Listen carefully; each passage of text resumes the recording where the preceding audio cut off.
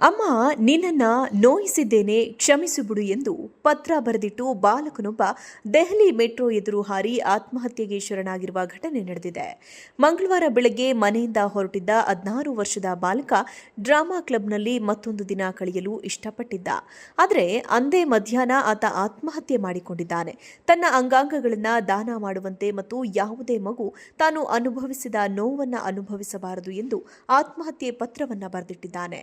ಖಾಸಗಿ ಶಾಲೆಯ 10ನೇ ತರಗತಿಯ ವಿದ್ಯಾರ್ಥಿ ಮಧ್ಯಾಹ್ನ 2:34ಕ್ಕೆ ಮಧ್ಯ ದೆಹಲಿಯ ರಾಜೇಂದ್ರ ಪ್ಲೇಸ್ ಮೆಟ್ರೋ ನಿಲ್ದಾಣದ ಪ್ಲಾಟ್ಫಾರ್ಮ್ನಿಂದ ಹಾರಿದ್ದಾನೆ ಎಂದು ಪೊಲೀಸರು ತಿಳಿಸಿದ್ದಾರೆ. ಆತನನ್ನು ಹತ್ತಿರದಲ್ಲಿದ್ದ ಬಿಎಲ್ಕೆ ಆಸ್ಪತ್ರೆಗೆ ಕರೆದೊಯ್ಯಲಾಯಿತು. ಅಂತಿಮವಾಗಿ ಆತ ಮೃತಪಟ್ಟಿದ್ದಾನೆಂದು ವೈದ್ಯರು ಘೋಷಿಸಿದರು. ಆತ್ಮಹತ್ಯೆ ಪತ್ರದಲ್ಲಿ ಶಿಕ್ಷಕರ ಬಗ್ಗೆ ಮಾತನಾಡಿದ್ದು, ಸಾಕಷ್ಟು ದಿನಗಳಿಂದ ಮಾನಸಿಕ ಕಿರುಕುಳ ನೀಡುತ್ತಿದ್ದಾರೆ ಎಂದು ಬರೆದಿದ್ದಾನೆ. ಅಮ್ಮ, ನಿನ್ನನ್ನು ನೋಯಿಸಿದ್ದೇನೆ, ಕ್ಷಮಿಸಿಬಿಡು ಎಂದು ಪತ್ರ ಬರೆದಿಟ್ಟು ಬಾಲಕನೊಬ್ಬ ದೆಹಲಿ ಮೆಟ್ರೋ ಎದುರು ಹಾರಿ ಆತ್ಮಹತ್ಯೆಗೆ ಶರಣಾಗಿರುವ ಘಟನೆ ನಡೆದಿದೆ. ಮಂಗಳವಾರ ಬೆಳಗ್ಗೆ ಮನೆಯಿಂದ ಹೊರಟಿದ್ದ 16 ವರ್ಷದ ಬಾಲಕ ಡ್ರಾಮಾ ಕ್ಲಬ್ನಲ್ಲಿ ಮತ್ತೊಂದು ದಿನ ಕಳೆಯಲು ಇಷ್ಟಪಟ್ಟಿದ್ದ. ಆದರೆ ಅಂದೇ ಮಧ್ಯಾಹ್ನ ಆತ ಆತ್ಮಹತ್ಯೆ ಮಾಡಿಕೊಂಡಿದ್ದಾನೆ. ತನ್ನ ಅಂಗಾಂಗಗಳನ್ನು ದಾನ ಮಾಡುವಂತೆ ಮತ್ತು ಯಾವುದೇ ಮಗು ತಾನು ಅನುಭವಿಸಿದ ನೋವನ್ನು ಅನುಭವಿಸಬಾರದು ಎಂದು ಆತ್ಮಹತ್ಯೆ ಪತ್ರವನ್ನು ಬರೆದಿಟ್ಟಿದ್ದಾನೆ.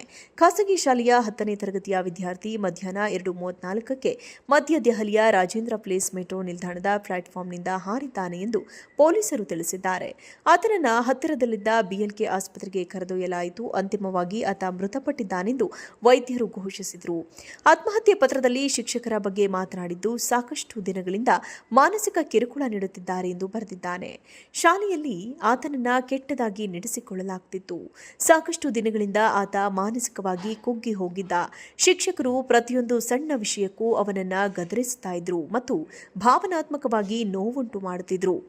ನಾವು ಹಲವು ಬಾರಿ ದೂರು ನೀಡಿದ್ದೇವೆ, ಆದರೆ ಅದು ನಿಲ್ಲಲೇ ಇಲ್ಲ ಎಂದು ತಂದೆ ಪಿಟಿಐಗೆ ತಿಳಿಸಿದ್ದಾರೆ. ಪರೀಕ್ಷೆಗಳು ತೀರಾ ಹತ್ತಿರವಾಗಿದ್ದವು. ಪರೀಕ್ಷೆಗಳು ಮುಗಿದ ನಂತರ ಅವನನ್ನು ಬೇರೆ ಶಾಲೆಗೆ ಸೇರಿಸಲಾಗುವುದು ಎಂದು ಕುಟುಂಬದವರು ಬಾಲಕನಿಗೆ ಭರವಸೆಯನ್ನ ನೀಡಿದ್ದರು ಎಂದು ಹೇಳಿದರು. ಮಂಗಳವಾರ ಡ್ರಾಮಾ ಕ್ಲಬ್ನಲ್ಲಿ ಕಾರ್ಯಕ್ರಮವಿದ್ದ ಕಾರಣ ಆತ ಅಲ್ಲಿಯೇ ಉಳಿದಿದ್ದ. ಅಲ್ಲಿ ಯಾವುದೋ ಘಟನೆ ನಡೆದಿರಬೇಕು. ಅದಕ್ಕೆ ಆತ ಅಸಮಾಧಾನಗೊಂಡು ಈ ನಿರ್ಧಾರ ತೆಗೆದುಕೊಂಡಿದ್ದಾನೆ ಎಂದು ದೂರಿದ್ದಾರೆ. ಆತ ನಾಟಕ ರಿಹರ್ಸಲ್ ಮಾಡುವಾಗ ಜಾರಿ ಬಿದ್ದಿದ್ದ. ಶಿಕ್ಷಕರು ಆತನನ್ನು ಎಲ್ಲರ ಮುಂದೆ ಅವಮಾನಿಸಿದ್ದರು. ಬಳಿಕ ಆತ ಅಳಲು ಶುರು ಮಾಡಿದ್ದ. ಇದನ್ನು ಶಿಕ್ಷಕರು ಲೆಕ್ಕಿಸಿರಲಿಲ್ಲ. ತನ್ನ ಮಗ ಮೂಲೆ ಗುಂಪಾಗಿದ್ದಾನೆಂದು ಭಾವಿಸಿದ್ದು ಇದೇ ಮೊದಲಲ್ಲ ಎಂದು ಅವರು ಹೇಳಿದರು.